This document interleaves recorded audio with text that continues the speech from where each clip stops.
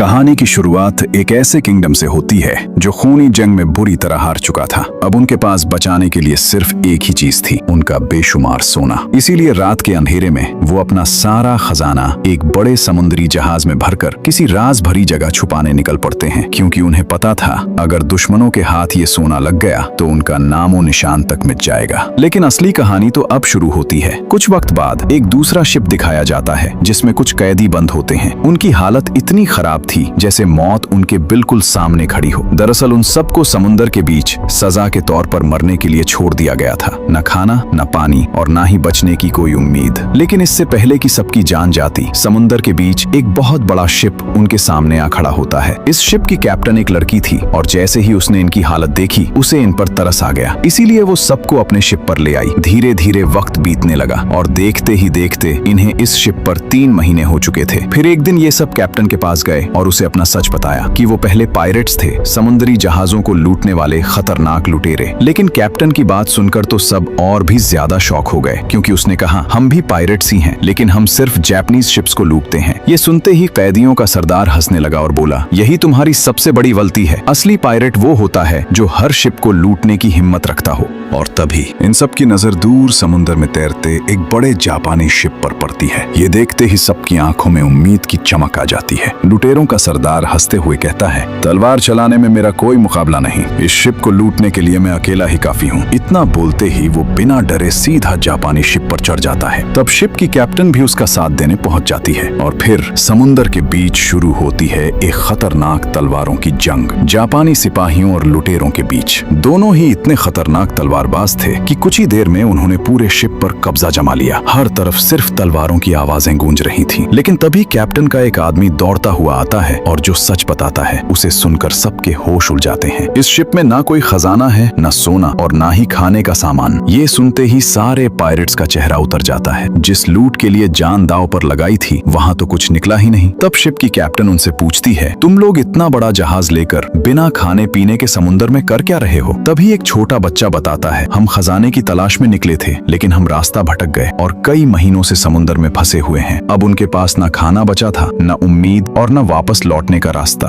खजाने का नाम सुनते ही शिप की कैप्टन और लुटेरों के सरदार दोनों की आंखों में लालच चमक उठता है और अब उनके दिमाग में सिर्फ एक ही चीज चल रही थी, वो छुपा हुआ बेशुमार खजाना। ये लोग तुरंत खजाने का नक्शा लेकर वापस अपने शिप पर लौट आते हैं और कसम खा लेते हैं कि चाहे समुद्र टूट पड़े या मौत सामने आ जाए, वो खजाना ढूंढ कर ही रहेंगे। शिप की कैप्टन कहती है, अगर ये खजाना हमारे हाथ लग गया तो हम सिर्फ समुद्र के लुटेरे नहीं, दुनिया के सबसे अमीर लोग बन जाएंगे। अब ये सब उस खजाने के नक्शे को फॉलो करते हुए तेज रफ्तार में समुद्र के उस राज भरे आइलैंड तक पहुंच जाते हैं। लेकिन जैसे ही ये लोग जमीन पर कदम रखते हैं, उनकी आंखें खुली की खुली रह जाती हैं, क्योंकि पूरा आइलैंड घनी हरियाली और खौफनाक जंगल से भरा होता है। और तभी लुटेरों का सरदार ऊपर पहाड़ी पर एक जंगली सांड को घूमते हुए देख लेता है। कई दिनों से भूखे ये पायरेट्स तुरंत फैसला करते हैं कि उसका शिकार करके सब अपनी भूख मिटाएंगे। लुटेरों का सरदार अपनी बहादुरी दिखाने के चक्कर में अकेला ही उस जंगली बैल का शिकार करने निकल पड़ता है। जैसे ही वो अंधेरी सी एक पुरानी सुरंग के अंदर घुसता है, तभी अचानक पीछे से जमीन जोर जोर से कांपने लगती है और फिर अंधेरे में से कई सारे खूंखार जंगली बैल उसकी तरफ दौड़ पड़ते हैं। वो संभल भी नहीं पाता कि एक बड़ा सा बैल अपने तेज सींगों पर उसे उठा लेता है और पूरा झुंड उसे घसीटते हुए पहाड़ी की तरफ ले जाता है। अगले ही पल वो उसे सीधा खतरनाक चट्टान से नीचे फेंक देते हैं। बाकी सारे लुटेरे ये देखकर शॉक हो जाते हैं और समझ लेते हैं कि उनका सरदार मर चुका है, लेकिन किस्मत उसका साथ देती है। नीचे गिरते वक्त वो एक मजबूत पेड़ की टहनी से लटक जाता है। सांसें संभालते हुए जब वो नीचे देखता है तो उसे चट्टान के अंदर फंसा हुआ एक रेयर हाथी का दांत दिखाई देता है। वो उसे बाहर खींचकर उसी को सहारा बनाकर धीरे धीरे वापस पहाड़ के ऊपर आ जाता है। जब वो लौटकर सबके सामने आया तो हर कोई हैरान रह गया, क्योंकि सबको लगा था कि वो नहीं बचेगा, लेकिन वो मौत को हराकर वापस आया था और उसके हाथ में था एक कीमती हाथी का दांत। जब शिप की कैप्टन उस हाथी के दांत को देखती है तो उस पर नक्शे के आगे के कुछ अजीब निशान बने थे। वो तुरंत समझ जाती है कि खजाने तक पहुंचने का अगला रास्ता इसमें छुपा है। फिर वो सबके सामने कहती है, मैं इस शिप की कैप्टन हूँ और जो भी मेरे साथ खजाना ढूंढने चलना चाहता है वो आ सकता है। हालांकि लुटेरों का सरदार बिल्कुल नहीं चाहता कि उसके आदमी कैप्टन के साथ जाएं, लेकिन अब उसके ज्यादातर आदमी कैप्टन पर भरोसा करने लगे थे। इसलिए सबके सब उस जगह से नाव में बैठकर रवाना हो जाते हैं और इस सुनसान आइलैंड आइलैंड पर लुटेरों का सरदार बिल्कुल अकेला रह जाता है। कैप्टन फिर भी अपने जहाज पर पहुंचने के बाद उसका इंतजार करती रहती है, पर वो रात होने तक भी वापस नहीं आता। और अब शिप की कैप्टन के पास उसका एक खास आदमी आता है और उसे बताता है कि वो दांत चोरी हो चुका है। ये बात सुनते ही उसका गुस्सा आसमान पर पहुंच गया और वो तुरंत समझ गई कि ये काम लुटेरों के सरदार का ही है। वो वापस उसी आइलैंड पर लौट आती है और लुटेरों के सरदार को ढूंढ निकालती है। जैसे ही वो उसके सामने आया, कैप्टन ने गुस्से में उसे एक जोर का पंच मार दिया और कहा, मुझे हाथी का दांत वापस दे दो। लुटेरों का सरदार हैरानी से कहता है, मेरे पास वो नहीं है। और इस बार वो सच बोल रहा होता है। दरअसल उन्हीं के बीच के एक साथी ने चुपके से हाथी का दांत चुरा लिया था और अब वो शहर जाकर उसे बेचने का प्लान बना रहा था। ये सब तुरंत उसका पीछा करते हुए शहर पहुंच गए, जहां वो हाथी के दांत का सौदा करने ही वाला होता है। लेकिन उससे पहले ही कैप्टन और बाकी सब वहां पहुंच गए और एक बार फिर उस कीमती हाथी के दांत को वापस हासिल कर लिया। वहीं दूसरी तरफ एक राज्य के राजा को दिखाया जाता है, जहां उसका जनरल उससे कहता है कि मुझे पता है वो खजाना कहाँ छुपा है, जो कई सालों पहले समंदर की गहराइयों में कहीं छुपा दिया गया था। राजा हैरान होकर अपने जनरल से पूछता है कि तुम्हें ये बात कैसे पता चली। तब वो बताता है कि जिस आदमी ने उस खजाने को छुपाया था, उसकी पत्नी ने मुझे ये राज बताया है और अब ये राजा भी चाहता है कि वो उस खजाने को हासिल करे। इसीलिए अब ये लोग भी खजाने की तलाश में निकल पड़ते हैं। वहीं दूसरी तरफ शिप की कैप्टन, लुटेरों के सरदार और उनके साथियों को दिखाया जाता है, जिनके पास वो हाथी का दांत है। ये लोग उस पर लिखे हुए निशानों को एक कागज पर उतार लेते हैं, लेकिन इन्हें बिल्कुल समझ नहीं आ रहा होता कि अब यहाँ से आगे किस तरफ जाना है। तभी लुटेरों का सरदार हल्की सी मुस्कान के साथ कहता है, मुझे पता है कि अब हमें कहाँ जाना है, मैं तुम सबको वहाँ तक ले जा सकता हूँ। और जैसे ही ये लोग समंदर के बीचों बीच पहुंचे, लुटेरों का सरदार कहता है कि अब आगे का सफर हमें समंदर में कूद कर ही तय करना होगा। फिर ये सब के सब बिना देरी किए समंदर में छलांग लगा देते हैं और एक रहस्यमयी गुफा से गुजरते हुए ये लोग एक दूसरी जगह पहुंच जाते हैं। लेकिन यहाँ चारों तरफ बहुत सारी केव्स थीं। तब लुटेरों का सरदार कैप्टन से कहता है, तुम सबकी कैप्टन हो, अब हमें आगे का रास्ता बताओ। दरअसल वो उसका मजाक उड़ा रहा था। कैप्टन के एक आदमी को ये बात बिल्कुल भी पसंद नहीं आती, इसलिए वह लुटेरों के सरदार पर हमला कर देता है। लेकिन सरदार उसे उठाकर जोर से पत्थरों पर फेंक देता है और तभी वो पत्थर अपनी जगह से खिसक जाते हैं। दरअसल आगे का रास्ता यहीं से निकलता है। अब ये सब के सब मशालें लेकर अंदर की तरफ बढ़ने लगे, जहां उन्हें ढेर सारी चांदी दिखाई देती है। ये देखकर सब लोग खुशी से झूम उठते हैं। लेकिन तभी लुटेरों का सरदार कहता है, ये असली खजाना नहीं है, ये सिर्फ हमें धोखा देने के लिए यहाँ छोड़ा गया है, ताकि हम इसी को असली खजाना समझ बैठें। और तभी उसे वहाँ एक अजीब सा झंडा दिखाई देता है, जिसके ऊपर ड्रैगन का निशान बना था। लुटेरों का सरदार उस झंडे को ध्यान से देखता है और बताता है कि ये कोई आम ड्रैगन नहीं, बल्कि खजाने तक पहुँचने वाले रास्ते का एक सीक्रेट इशारा है। अभी वो उस निशान को गौर से देख ही रहा था कि अचानक एक जबरदस्त धमाका हुआ। दरअसल राजा का जनरल अपने सैनिकों के साथ वहां पहुंच चुका था, क्योंकि उसे इस जगह के बारे में पहले से ही पता था। जब उसने लुटेरों के सरदार को देखा तो गुस्से से आग बबूला हो उठा, क्योंकि ये दोनों पहले से एक दूसरे को जानते थे और एक दूसरे के कट्टर दुश्मन थे। दोनों के बीच एक जबरदस्त और खतरनाक फाइट शुरू हो जाती है। इसी भयानक टकराव के दौरान लुटेरों का सरदार चांदी से भरे एक बड़े बॉक्स को रस्सी से बांधकर अपनी कमर से जोड़ लेता है और सीधा पानी में छलांग लगा देता है, जिसकी वजह से वह समंदर की गहराइयों में डूबने लगा। लेकिन तभी शिप की कैप्टन वहां पहुंच जाती है और उसे बचाने की कोशिश करती है। उसने तुरंत उसकी रस्सी खोल दी, लेकिन अब वह खुद भी पानी में डूबने लग गई और इससे पहले कि दोनों की जान चली जाती, तभी वहां एक बहुत बड़ी व्हेल मछली आ गई, जिसने उन दोनों को अपने विशाल मुंह के अंदर निगल लिया और अगले ही पल उन्हें जोर से पानी के ऊपर उछाल दिया। दोनों हवा में उछलते हुए सीधे शिप पर आ गिरते हैं। वहीं दूसरी तरफ जनरल को दिखाया जाता है, जिसे वहां पानी में तैरता हुआ एक झंडा नजर आया, जिस पर ड्रैगन बना था। उसे देखते ही वह समझ गया कि खजाने का अगला रास्ता यही है। शिप में कैप्टन और लुटेरों का सरदार, जिनके पास अब नक्शा भी नहीं है, वे काफी परेशान होते हैं। यहाँ इन्होंने एक आदमी को भी बंदी बना रखा था। वह उनसे कहता है, जिस ड्रैगन की तुम बात कर रहे हो, मुझे पता है उसका रास्ता किस तरफ जाता है, मैं तुम्हें वहाँ ले जा सकता हूँ, लेकिन याद रखना वह जगह बहुत खतरनाक है।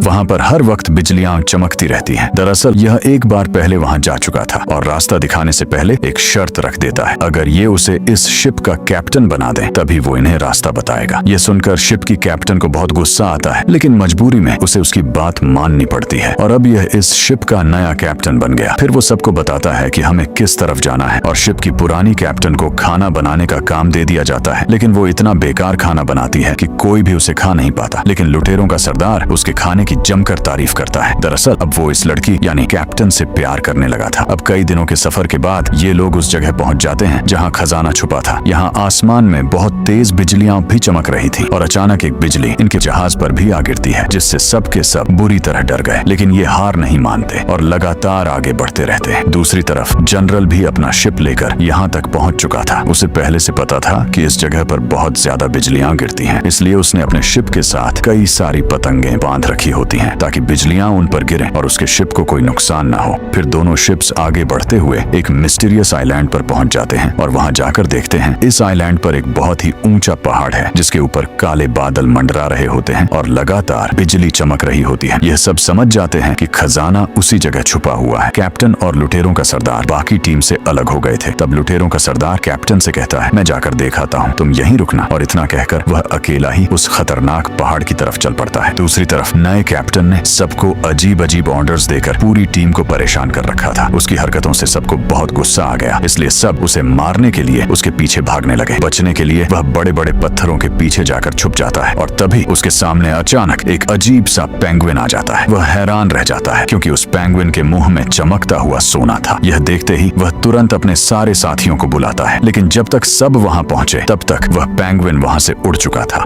उन्हें लगता है कि कैप्टन इनसे झूठ बोल रहा है। इससे पहले कि ये लोग कैप्टन को पानी में फेंक देते, वही पेंगुइन उनके पीछे आ गया और उसके मुंह में अब भी सोना दबा हुआ था। ये देखकर सब खुशी से पागल हो गए क्योंकि इसका मतलब था कि ये सही आइलैंड पर पहुंच चुके हैं और खजाना यहीं कहीं छुपा हुआ है। वहीं दूसरी तरफ जब लुटेरों का सरदार उस खतरनाक पहाड़ी की चट्टान पर पहुंचा तो उसने देखा कि जनरल पहले ही अपनी पूरी सेना के साथ वहां मौजूद था, लेकिन हर तरफ आसमान से गिरती खौफनाक बिजली की वजह से जनरल के कई साथी बुरी तरह मारे जा चुके थे। तभी जनरल की नजर एक ऐसी जगह पर पड़ती है जहां एक भी बिजली नहीं गिरती। ये देखते ही वह तुरंत अपने सैनिकों को उस जगह खुदाई करने का ऑर्डर देता है। जैसे ही वे जमीन को खोदने लगे, वहां से एक पुराना और रहस्यमयी संदूक बाहर निकला और जब उसे खोला तो अंदर ड्रैगन का एक डरावना मुखौटा रखा था। ये देखते हैं कि लुटेरों का सरदार भी वहां मौजूद है, जिसने छुपकर सब पर नजर रखी हुई थी। ये तुरंत तीर चलाकर उस पर हमला करने लगे, जिससे वो नीचे जा गिरा। लेकिन लुटेरों का सरदार किसी तरह उस ड्रैगन के मुखौटे को हासिल कर लेता है और जनरल से कहता है, अगर तुम्हें यह मास्क चाहिए तो पहले तुम्हें मुझसे लड़ना होगा। जनरल भी उसकी चैलेंज को तुरंत एक्सेप्ट कर लेता है और अब दोनों के बीच एक जबरदस्त और घमासान फाइट शुरू हो जाती है।